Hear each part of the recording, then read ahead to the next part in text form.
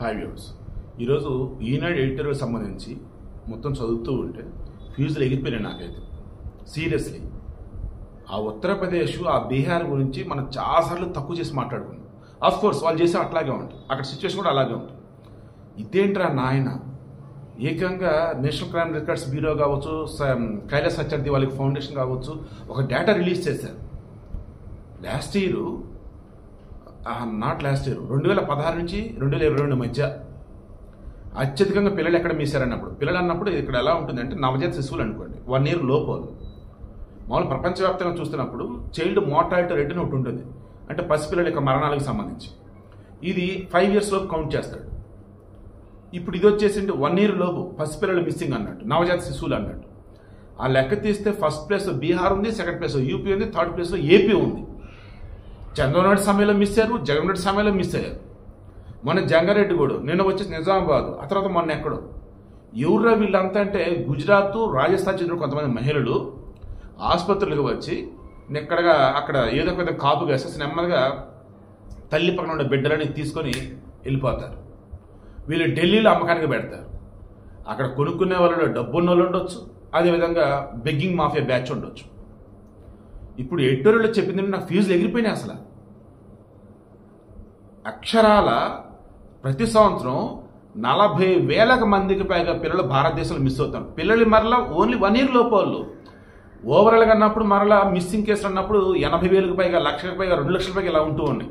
ఇంకా తర్వాత సంగతి, ఈ 40,000కి పైగా చిన్నపిల్లల మిస్సింగ్లు ఉన్నాయా, అందులో 11,000 పిల్లలను గుర్తించలేకపోతున్నారు. వైఫల్యం ఎక్కడ అసలు? ఆల్రెడీ రీసెంట్ సుప్రీంకోర్టు కూడా సీరియస్ అయింది ఈ విషయం మీద.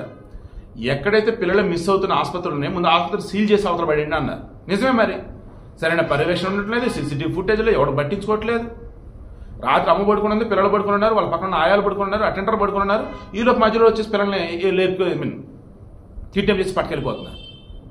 ఇంత ఘోరం ఏంటి, ఇంత దరిద్రంగా ఉందేంటి? ఈవెన్ మన భారతదేశంలో ఉన్నటువంటి రాజ్యాంగ ఆర్టికల్స్ ప్రకారం కూడా పిల్లల్ని కాపాడుకోవడం కావచ్చు, పిల్లలకి బతికే హక్కు కావచ్చు, జీవించే హక్కు కావచ్చు, వారికి మౌలిక వసతులు కావచ్చు, బేసిక్ నీడ్స్ కావచ్చు, సప్లై చేయడం కావచ్చు, ప్రొవైడ్ చేయడం కావచ్చు, ఇవన్నీ భారతదేశ రాజ్యాంగంలో ఉన్నారా నాయన. సో ప్రభుత్వాల పనికి మనల్ని యదవంలాగా తయారైపోతున్నారు. సారీ, నాకు పిచ్చి కోపం వస్తుంది. ఆల్రెడీ మార్నింగ్ ఒక వీడియో ఇచ్చా.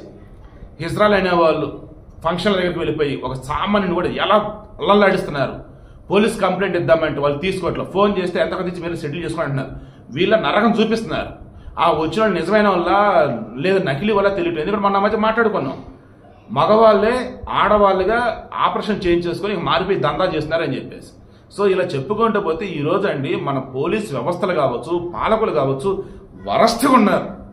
సో పిల్లల్ని దయచేసి కాపాడుకోండి. It's my sincere request. And హిజ్రాలకి సంబంధించేసి ఆల్రెడీ మార్నింగ్ రిక్వెస్ట్ చేశా, వారికి సంబంధించేసి ఒక క్యాంప్ పెట్టండి, వారిని ఐడెంటిఫై చేయండి, వాళ్ళకి కార్డులు ఇవ్వండి, గుర్తింపు కార్డులు ఇవ్వండి, వాళ్ళు నెల పింఛన్ ఇవ్వండి, వారికి వచ్చేసి ఇల్లు కట్టించండి, వారికి వచ్చేసి ఉపాధి కల్పించండి. ఎట్టి పరిస్థితుల్లో ఎక్కడ కూడా వాళ్ళు వచ్చి డబ్బులు అడగటం కావచ్చు, లేదన్నప్పుడు డబ్బులు డిమాండ్ చేయడం కావచ్చు, ఇటువంటివి లేకుండా చూడండి. గవర్నమెంట్ అడిగాను, పోలీసులు అడిగాను. మీరు చేయాల్సిన ఒకే ఒకటి గుర్తుంచుకోండి, ఇక మీదట వాళ్ళు కనుక మీ దగ్గరకు వచ్చి డబ్బులు కనుక డిమాండ్ చేస్తే ఉన్నంతలో ఎంతగా ఇచ్చి పంపడం, వాళ్ళు కాదు కూడా డిమాండ్ కనుక చేసినా పోనీ ఉన్నంతలో మీరు ఎంతగా ఇచ్చి పంపినా ఆ తర్వాత ఇమీడియట్ పోలీసులకి ముందు కంప్లైంట్ ఇవ్వండి. అంటే దానికి ముందు వాళ్ళు వచ్చి డిమాండ్ చేస్తున్నప్పుడు మీ దగ్గర చుట్టుపక్కల ఉన్న ఫోటోలు తీయమని చెప్పండి. ఈవెన్ డబ్బులు ఇస్తున్నప్పుడు ఫోటోలు తీయమని చెప్పండి. దెన్ అవి తీసుకెళ్లేసి పోలీసులకు సబ్మిట్ చేయండి, లేదా సోషల్ మీడియాలో పెట్టేసాను, ఏం పర్లేదు. ఎందుకంటే వాళ్తారని అనుకుంటే ఇక మీ చేస్తారు. ఎందుకంటే చాలా సార్లు ఇదే అవుతుంది. ఈవెన్ పొలిటీషియన్స్ విషయంలో కావచ్చు, రౌడీల విషయంలో కావచ్చు, ఇదే అవుతుంది. ఏమని పోతే పోయింది, ఎప్పుడో ఒకసారి కదా వదిలేస్తున్నారు, అది వాళ్ళకి అలుసుగా మారుతుంది. దానివల్ల ఏమైతే నిజమైనటువంటి హిజ్రాలు పాపం ఏదో ఒక 10 నిమిషంలో బతుకుతూ ఉంటే ఇటు నకిలీగాళ్ళు డూప్లికేట్ వచ్చి దందా చేస్తా పోతా ఉన్నారు. సో అలా పిల్లల విషయంలో కూడా పట్టినట్టుగా ఉంటున్నారు చాలా మంది. దానివల్ల ఏమవుతుంది, భయంకరంగా పిల్లలు మిస్ అవుతూనే ఉన్నారు.